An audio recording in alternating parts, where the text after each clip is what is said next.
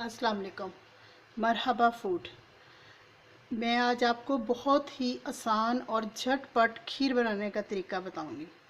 ये मेरे पास 4 किलो दूध है। इसमें ये कच्चा दूध है, इसकी मैंने बलाई वगैरह नहीं उतारी। ये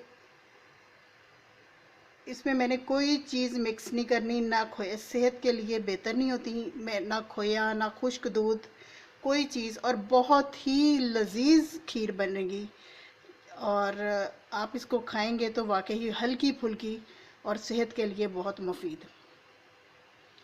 अब मैंने इसमें आधा किलो, 4 किलो दूध में मैंने आधा किलो चावल मिक्स कर देने हैं। इसको बॉयल आ गया है अच्छी तरह। इसमें मैंने आधा किलो चावल अच्छी तरह मिक्स कर देने हैं और आधा किलो चीनी। इसके बाद मैंने ये हाफ चाय वाला चम्मच जो होता है ये नमक डालना है। ये इसका मीठा डेवलप करेगा, मीठे की तेज़ी बढ़ाएगा। साथ मैंने छोटी इलायची ऐड कर दी है। इसको दरमियानी आंच में मैंने पकने के लिए रख दिया है। ये तकरीबन 1 घंटे में तैयार हो जाएगी और इतनी लजीज और हल्की फुल्की होगी।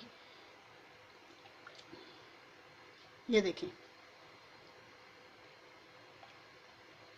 इसके ऊपर आपने ढक्कन दे देना है, ताकि हल्की आंच करके ढक्कन देना है ताकि चावल अच्छी तरह गल जाए। देखिए चावल फूल गए हैं, तकरीबन ये आधी पक गई है।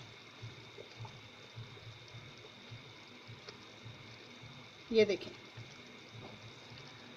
साथ ही चीनी डालने का ये होता है कि इसमें चीनी जो बाद में पानी छोड़ती है और खीर पतली हो जाती है, साथ ही डाल दें तो चीनी पानी छोड़ेगी तो वो खीर के साथ ही पानी मिक्स होकर पक जाएगा और खीर पानी नहीं छोड़ेगी, ढीली नहीं होगी।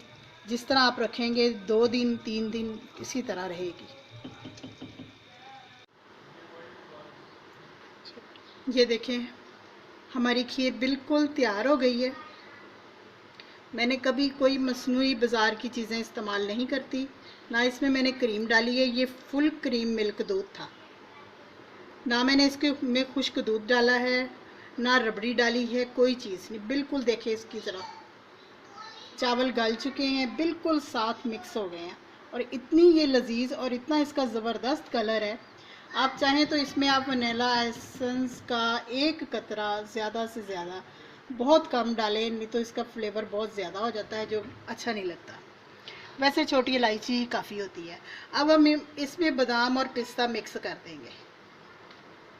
आप इसमें किशमिश भी मिक्स कर सकते हैं, मगर अपने टेस्ट के मुताबिक जो आप पसंद करना चाहिए। इसको थोड़ा ठंडा करें और इसको बाउल में डाल लें जी। खीर हमारी बिल्कुल रेडी है। इसको 2 दिन भी रख सकते हैं फ्रिज में।